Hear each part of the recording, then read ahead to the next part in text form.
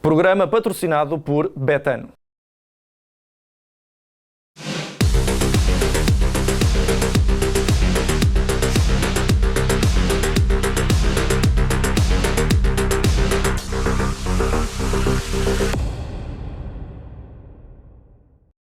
Olá a todos e sejam bem-vindos a mais um Deixem-se de Tangas. O meu nome é Mário Cajica. Como habitual, faço-me aqui acompanhar pelos meus dois amigos Joões, o João Pedro Oca, bem-vindo João, e o João Rodrigues. João, muito bem-vindo. Uma semana, como sabem, com muitos jogos, com jogos até interessantes neste último fim de semana, nomeadamente o jogo entre o Futebol Clube do Porto e o Sporting Braga. Foi o jogo que antecipámos na última zona de apostas, que era, sem dúvida, o jogo de cartaz desta última jornada, e acabou por dar vitória para o Futebol Clube do Porto, por 1-0.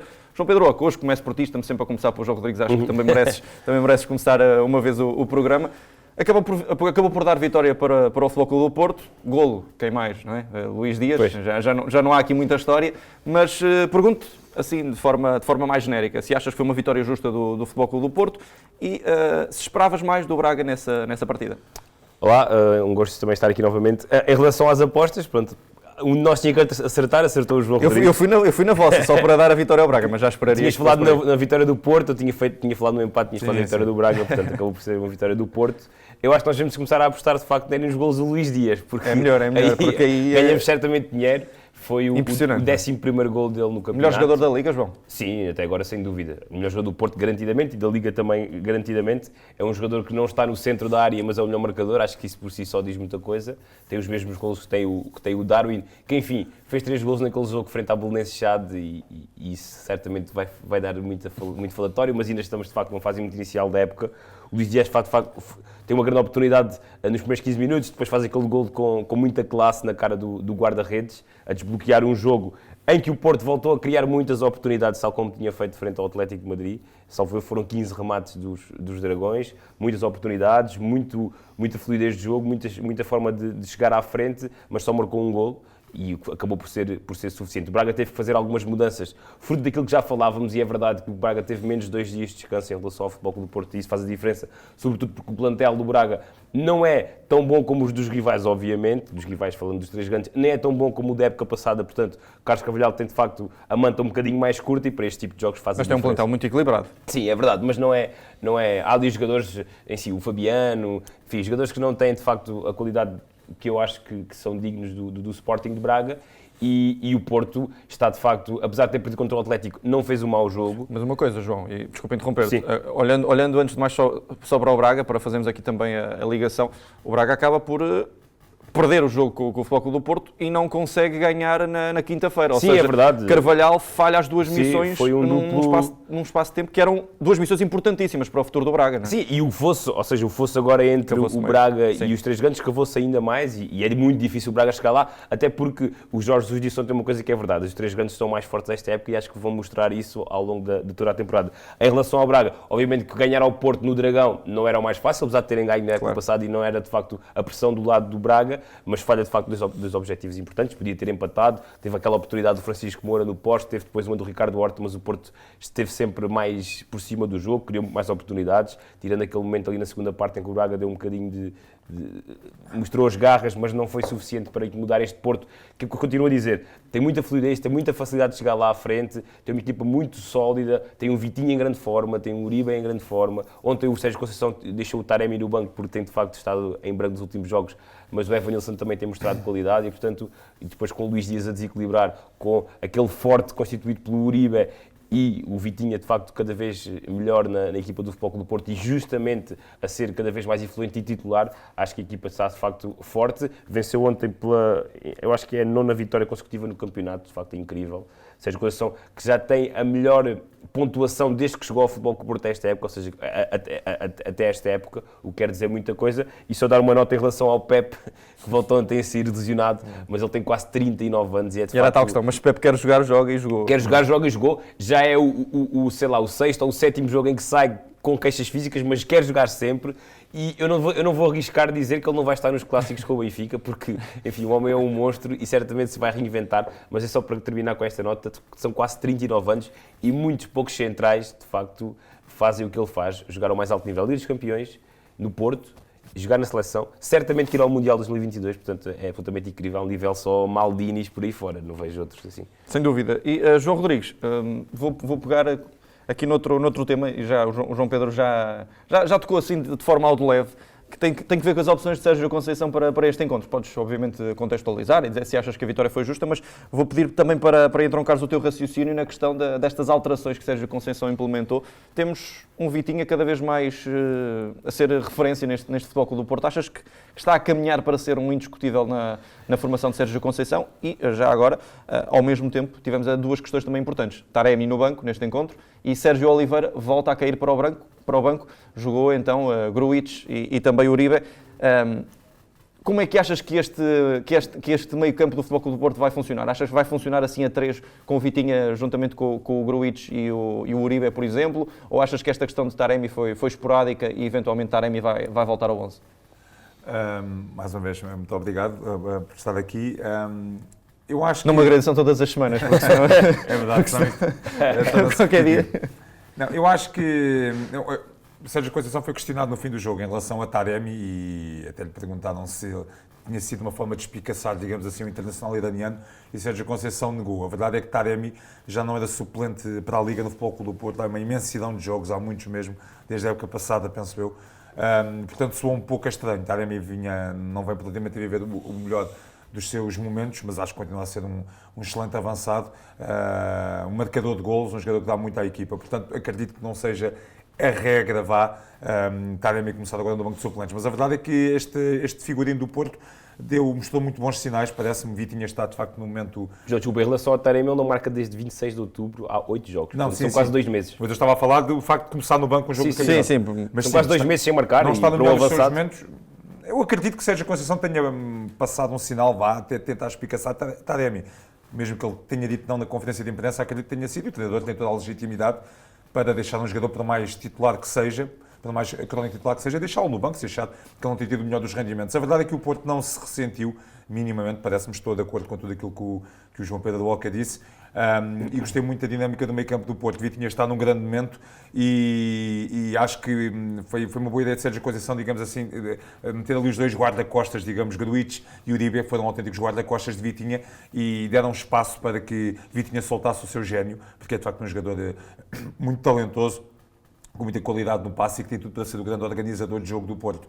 O Uribe, por exemplo, faz um grande passe no lance do golo azul e branco, e a verdade é que o Gruitch, eu fui crítico de Gruitch nos primeiros tempos de Porto, mas tem mostrado ser um jogador fiável sempre que é. Tem em jogos, atenção, já dissemos aqui no programa, Gruitch na Champions foi titular várias vezes e sempre com um alto rendimento, principalmente no jogo em Milão, e ainda agora ontem contra o Sporting Braga não comprometeu nada, bem pelo contrário. E dá para ter Sérgio Oliveira no banco? Dá para ter Sérgio Oliveira no banco, um luxo, um grande jogador.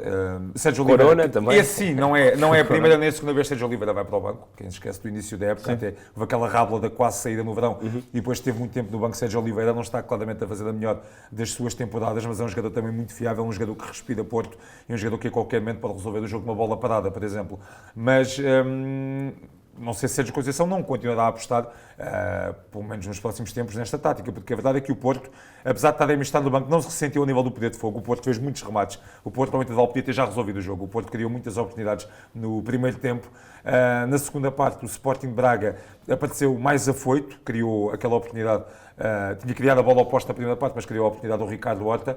Mas o Porto, depois, num registro até mais de contra-ataque, nos últimos 10 minutos, nos últimos 15, poderia ter decidido o jogo mais uma vez. Portanto, é um Porto com muita chegada à área, cria oportunidades com muita facilidade. É uma equipa que a pressionar alto é muito forte, quer dizer, são imensas as perdas de bola dos adversários do Porto no primeiro terço do terreno, e depois no Estádio Dragão isso ainda há volume.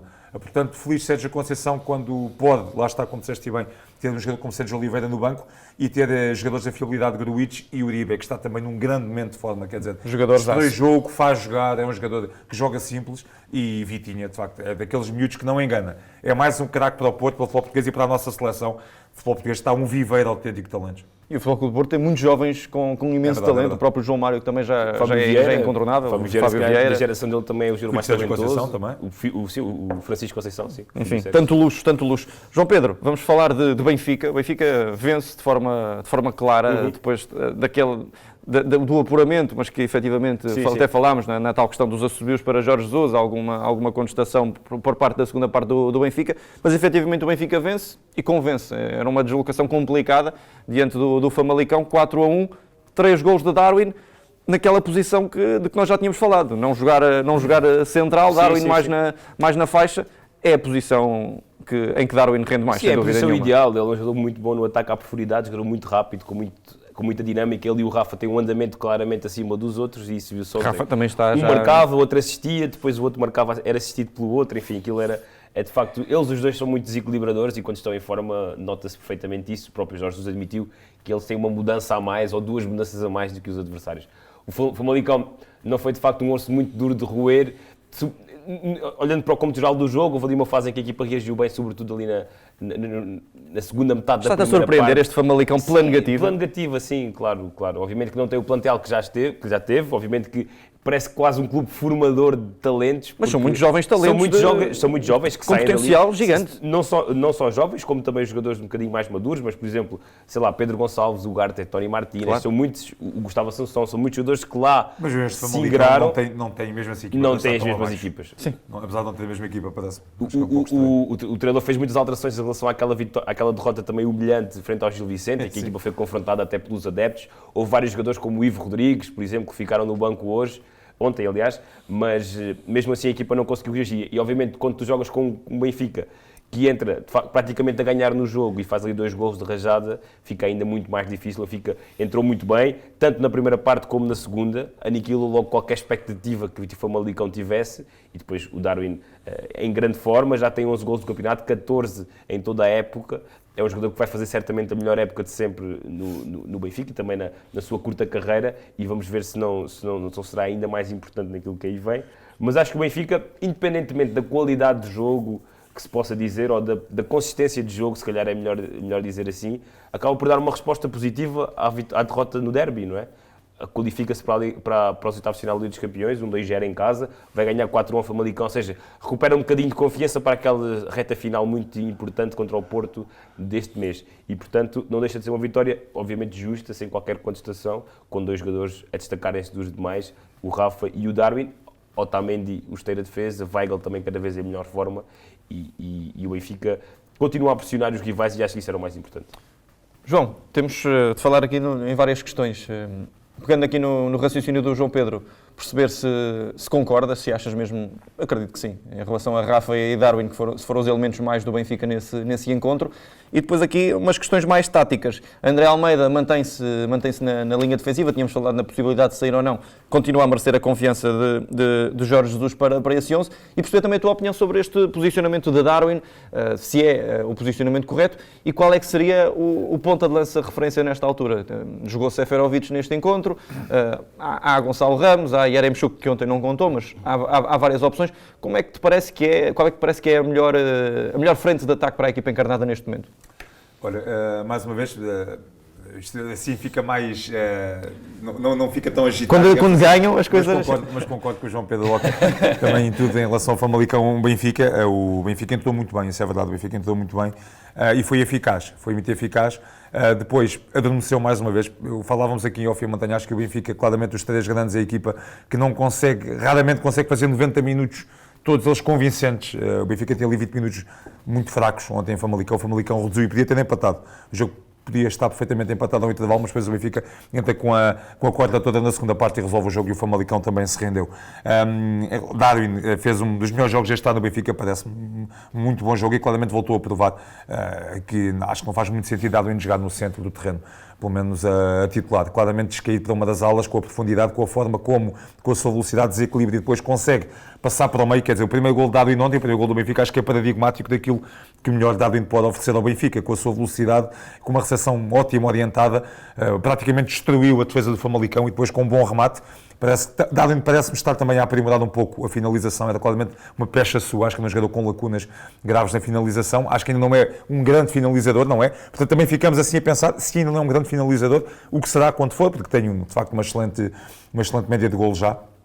Mas a verdade é que com a sua velocidade, com a sua técnica, e juntando-se a um Rafa, que quer dizer, Rafa num para um em Portugal é uma coisa absolutamente devastadora. Parar de Rafa só em falta ou só por milagre. Às vezes dá a ideia que ele quer acelerar, mas parece que por misericórdia, acaba por não o fazer. É incrível, bem, sim. eu sei que você que se lá, vou passar por 3 ou 4, mas calma. Hoje vou abrandar. Hoje vou abrandar um E tem uma Há coisa... vários lances, sobretudo na segunda parte, em que ele pareceu claramente querer se poupar.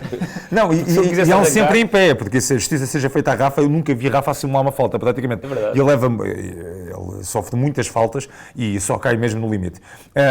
Mas voltando a Darwin, Darwin claramente descaído para uma das alas, ou seja, neste caso ele estava na da esquerda e não faz sentido jogar no centro do terreno. Pois em relação a avançados no eixo, Seferovic ontem penso que passou um pouco ao lado do jogo, não sei até que ponto ele não está afetado com a questão do falhanço em Camp Nou, com o Camp Nou Gate, digamos assim.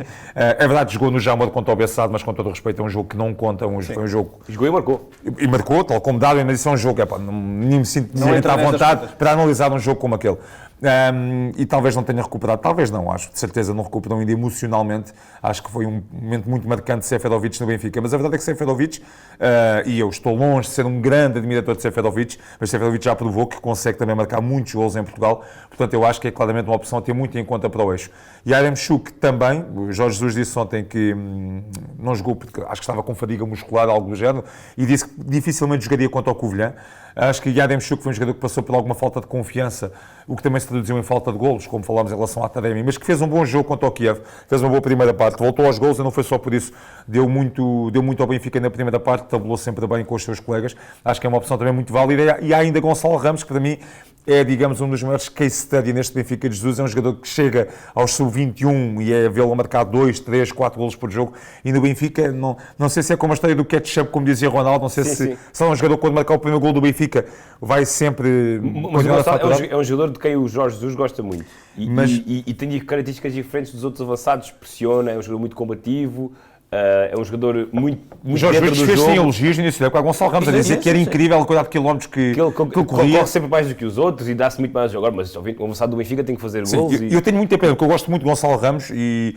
O Gonçalo é um goleador. E acho uma pena não se estar a conseguir afirmar no Benfica. Mas também ainda há tempo. O Gonçalo na formação no Sub-21 e até quando entrou sobre a égide do Veríssimo, ele tinha 2 oportunidades e fazia um golo. Sem dúvida. Ou seja, a nível de eficácia era muito forte. E agora este ano tem tido oportunidades e ele não se pode queixar de falta de Não, oportunidades. exatamente. Isso é importante que se diga. Nos últimos jogos talvez sim, mas o Jorge Jesus normalmente lança sempre e em jogos importantes. Jorge Jesus não é sempre criticado, mas Jorge Jesus deu-lhe várias oportunidades. Eu acho que ele, e em jogos importantes. apesar de muito voluntarismo, não foi propriamente feliz na maior parte dos jogos. E agora, quer dizer, só podem jogar 11, é como a história do Porto.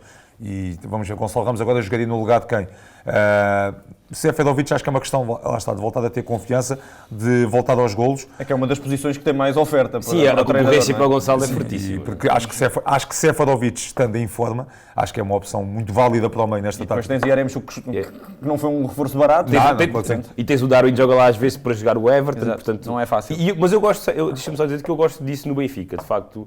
Gosto da rotatividade e gosto de saber que os jogadores podem ir jogando. Acho que é bom jogadores saberem que podem contar sempre. Os plantéis são isso mesmo e eu não gosto de plantéis e treinadores que lancem sempre consecutivamente os mesmos jogadores. Há aqueles jogadores-chave que têm que jogar sempre, mas gosto desta rotatividade. Sim.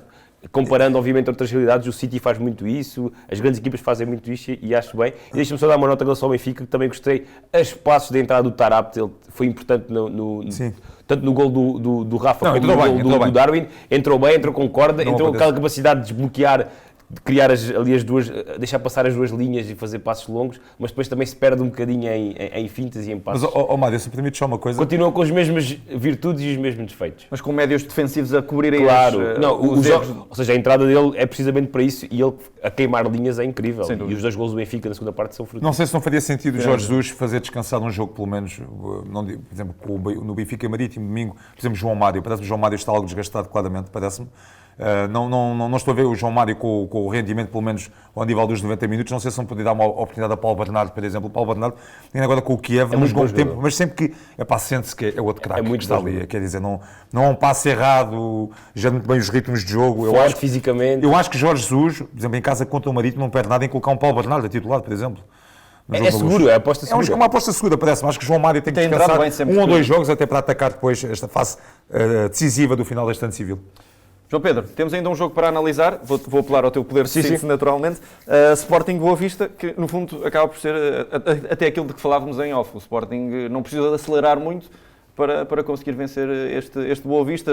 Ruben Amorim lançou o Nazinho também a titular, uma novidade.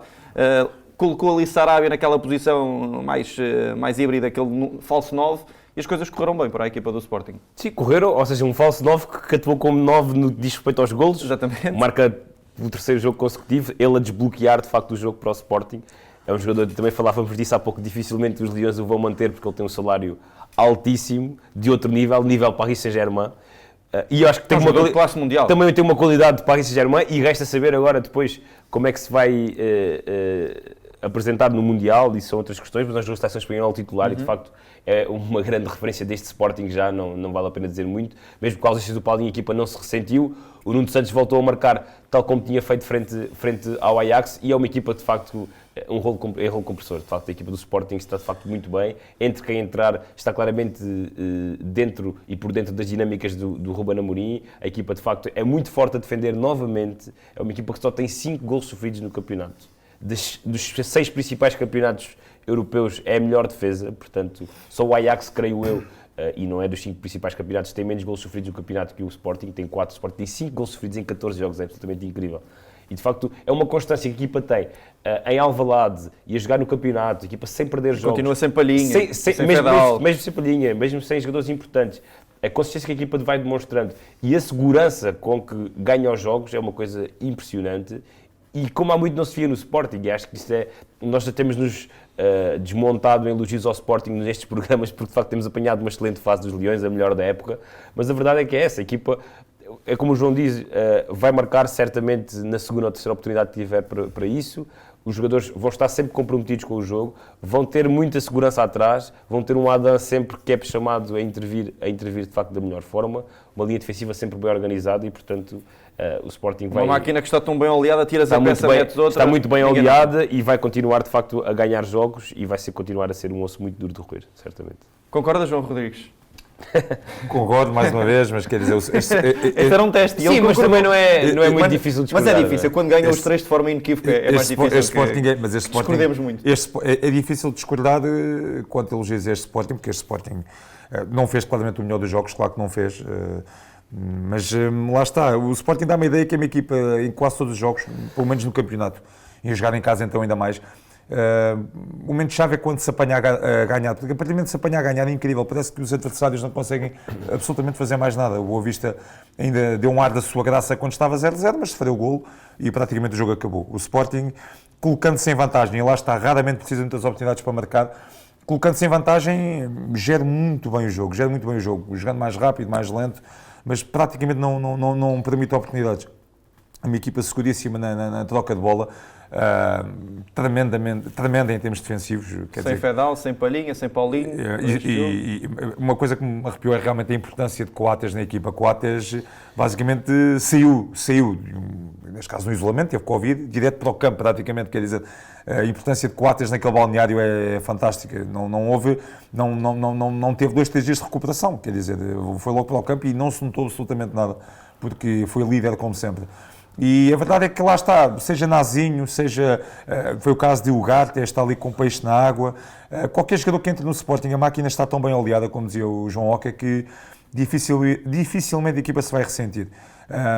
Não estou a dizer, acho que não vai ser um conto de fadas do Sporting até ao fim do campeonato. O Sporting, na época passada, na primeira volta também foi de um rendimento muito alto e depois teve uma quebra na segunda volta, apesar de se ter aguentado com categoria, mas também teve uma quebra. Acredito que o Sporting ainda passe uma fase mais negativa, dificilmente ao longo de 34 jornadas se mantém um rendimento tão constante, mas a forma como a equipa está tão segura, acho que a torna neste momento na maior candidata ao título. Apesar do Porto estar bem, acho que este Sporting é o maior candidato ao título neste momento.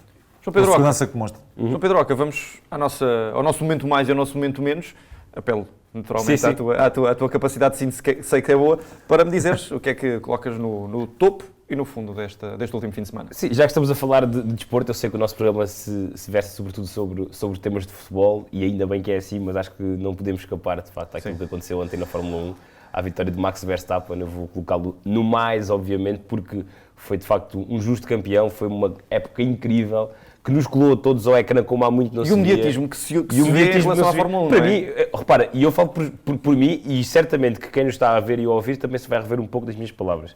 Eu comecei a ligar ainda mais a Fórmula 1 depois de ver o documentário da Netflix, e eu acho que isso foi um boost incrível para a modalidade e é um exemplo que tem que ser dado ao futebol, a basquetebol, ao que for, porque eu acho que as pessoas ainda não perceberam que todos os desportos têm que reinventar e que temos que chegar ainda mais às pessoas, sobretudo aos mais jovens. E eu ontem estava a ver, por exemplo, os jogos da Liga Portuguesa, entre os quais o Benfica, o Porto, bons jogos, mas tu não consegues estar ligado ao ecrã como estavas antes, portanto... Ou seja, eu acho que precisas sempre de um boost de interesse em relação às modalidades. E o Netflix fez isso em relação à Fórmula 1. Eu, por acaso, hoje vou ter a curiosidade de ver as audiências televisivas do Grande Prémio de ontem, que terão sido certamente incríveis. Mas em relação ao Grande Prémio, foi incrível. Já toda a gente sabe o que é que aconteceu. São regras que foram seguidas. Só um milagre dava o campeonato ao Max Verstappen. E é a prova de que os milagres acontecem no desporto. Por isso é que nós todos adoramos, seja qual for a modalidade. E, de facto, foi um campeonato absolutamente estratosférico. E gostei muito de ver, e parabéns ao Verstappen, parabéns também à forma como o Lewis Hamilton reagiu como autêntico campeão. Enfim, pode ter a maior azia do mundo, pode ter dito o que disse no seu círculo pessoal, mas ali deu os parabéns ao Verstappen, deu-lhe um abraço. O pai do não é uma Hamilton, derrota fácil de digerir. Não é nada fácil, tem sido uma grande azia para todos. E gostei de facto do desportivismo que houve e do Grande Prémio e de toda a época que se criou. Em relação ao menos, eu vou colocar o Sporting Braga, não porque tinha que ganhar no Dragão, não porque tinha que, enfim, mas já pelo fosso que é criado. O Braga tem 25 pontos, o Porto e o Sporting têm, salvo erro, 38, portanto já é um fosso grande. O Braga está às 9 da equipa dos 3 grandes mais próxima, que é o Benfica, portanto já está a criar-se aqui um fosso grande. A equipa ganhou a Taça de Portugal no ano passado e criou, de facto, expectativas de que poderia ainda esta época mostrar ainda mais força e estar ainda mais próxima dos 3 grandes, mas não o está a fazer. Perdeu a Supertaça, com um mau jogo frente ao Sporting, perdeu 6-1 na Luz, enfim, tem perdido com o Futebol Clube do Porto também, portanto, não está ao nível que se calhar se esperava, também que mudou muita gente no plantel, é verdade, mas é um fosso grande e daí o meu menos. João Rodrigues, do teu lado. Olha, em relação ao meu mais... passa também muito pela Fórmula 1, porque neste caso não é tanto pelo título mundial de Verstappen, mas é pela Fórmula 1 em si, pela forma como acho que conseguiu ressurgir das cinzas, porque a Fórmula 1, e acho que também por ti, Mário, pelo menos nós lembramos mais da Fórmula 1 naquela segunda metade dos anos 90 e nos anos 80, nos anos 90 também muito porque era transmitida em canal aberto em Portugal, tinha uma grande popularidade e fez isso que fez agarrar milhares de portugueses à Fórmula 1 e tinha grandes pilotos e era um desporto emocionante. Acho que teve ali depois um período pós-Schumacher complicado, com muitos mundiais desinteressantes, desequilibrados, e acho que como um grande desligado. Como o João Oca disse, acho que o documentário da Netflix teve muita importância e depois este Mundial, este Mundial foi quase um conto de fadas, tudo o que tinha que acontecer, aconteceu, e a verdade é que este último grande prémio foi o corolário de um Mundial inesquecível e é uma sorte ter 2 pilotos desta categoria, Verstappen e Hamilton. Pena que Hamilton seja uns bons anos mais velho do que Verstappen e não seja eterno, seguramente, mas é um Mundial inesquecível e é um ano que pode marcar o catapultar de novo da Fórmula 1 para o topo como uma das modalidades favoritas das pessoas. No meu fundo, o meu fundo vai para a Liga Espanhola, no sentido em que o Real Madrid ontem ganhou o Atlético por 2-0 e deixou o Atlético praticamente KO nas contas da Liga. Já tinha falado aqui do Barcelona no último programa. E também já está KO. Acho que a Liga Espanhola, já há muito tempo digo isto, é uma liga que está claramente em quebra. Não sei se sente isso em relação ao futebol internacional. A Premier League está num patamar à parte, mas mesmo a Liga Italiana acho que está cada vez melhor e aos poucos perder Messi e Ronaldo a conquistar um lugar, não digo o lugar que teve nos anos 90, que era a melhor liga do mundo, mas acho que a Liga Italiana está claramente ali a cimentar-se no top 3, neste caso estou a falar de Inglaterra, Itália e Alemanha, e acho que a Liga Espanhola está claramente a decair, lá está, já não tem Ronaldo, não tem Messi, o Real Madrid não é um campeão anunciado, há a questão do Sevilha, por exemplo, é uma equipa que pode fazer moça ainda, o Betis, mas dificilmente o Real não será campeão. Acho que é um campeonato que está a ter pouca emoção e acho que tem sido a regra nas últimas épocas da Liga Espanhola. Houve aquele título, aquela discussão dramática entre Atlético e Barcelona, mas acho que a qualidade de jogo em Espanha que se pratica agora a comparar com aquilo que durante anos e antes praticou, está a anos de luz e acho que é uma Javier Tebas, tem muitas razões para se preocupar porque é uma liga que vai ter que se reinventar, porque acho que está a perder espaço no topo do... Sim, clubes em crise financeira também, o Barcelona, o Real Madrid já não contrata os craques que contrata, talvez com a chegada do Mbappé para o ano, poderá mudar aqui um bocadinho as coisas. Precisa de referências a Liga Espanhola. E este ano tem tido 2, o Vinícius e o Benzema, têm estado de uma forma incrível. Tanto um como o outro. A verdade é que Benzema parece-me que ganhou com a saída de Ronaldo, no sentido de ter mais espaço e mais visibilidade. Sim, e o Ancelotti prepara-se para ser campeão em todas as ligas. Não é? Ancelotti é um homem se mete, ganha. Incrível. Incrível mesmo. E pronto, e nós concluímos também aqui a análise dos jogos deste fim de semana, fazendo também, claro, a nossa rubrica, o momento mais e o momento menos, e por isso não podemos fechar este programa, claro, sem ir à zona de apostas Betano. Vamos então. Zona de apostas Betano. Chegamos à zona de apostas Betano e, João Rodrigues, temos Benfica Covilhã, mas com implicações distintas, não é? O Benfica tem de ganhar aqui com uma margem confortável para seguir em frente. Primeiro, pergunto se acreditas que o Benfica vai conseguir ganhar com essa margem e, claro, diz-me o teu prognóstico. É assim, este Benfica é um bocado caixinha de surpresas, não é? O Benfica, acho que é sempre complicado antever no jogo do Benfica, porque o Benfica dos três grandes é o mais irregular, mas eu acredito que o Benfica ia jogar em casa, apesar de certamente não vai estar uma grande assistência, mas acho que o Benfica tem claramente condições para conseguir a margem de 3 golos que necessita. Portanto, eu arrisco que o Benfica consiga uma vitória por 3-0. Ali com o terceiro gol ali à beira do final do jogo. Roubaste-me o meu prognóstico. Também ia para o 3-0. Pronto, eu também ia para o 3-0, portanto fica já aqui o meu registro. João Pedro, fecha aqui então esta zona de apostas. Sim, acho que o Benfica vai ganhar. Aqui pela lógica, o Benfica é muito mais forte do que o Serpa, e o Serpa ganhou ao Covilhã. O Serpa com o da minha terra, portanto pela lógica acho que isso pode acontecer. Mas sim, uma vitória do Benfica acho que não é muito difícil. Resta saber se será por esses números, porque é importante, a pressão também joga um bocadinho contra os clubes. É preciso o gol surgir cedo para a equipa do Benfica. Aquele frenesinho que se vai criando pode ser bom como pode ser mau, mas acho que o Benfica tanto vai ganhar como vai passar a próxima. Se o Benfica entrar, comentou em Famalicão, e marcado, por exemplo, 2 golos cedo, acho que vai. E não nos vamos esquecer das odds Betano, não nos vamos esquecer para os nossos apostadores. Odds relativamente a este Benfica Sporting da Covilhã, vitória encarnada 1,08, para empate 5,30 e para a vitória dos Serranos 11,75. Quem quiser surpresas? 11,75, pronto, está aí a surpresa para a equipa do Covilhã. Pronto, e nós fechamos mais um Deixem-se de Tangas com esta zona de apostas, com o prognóstico para o Benfica frente à equipa do Covilhã. Dizer que, obviamente, estaremos cá mais uma vez nesta semana com convidado e para também testar aqui os conhecimentos do nosso João Rodrigues. Portanto, fiquem atentos para também perceberem qual é que será o convidado deste próximo programa. Do meu lado e dos Joões, deixamos aqui as nossas despedidas e por isso contem connosco para o próximo programa. Até lá. Um abraço. Um abraço.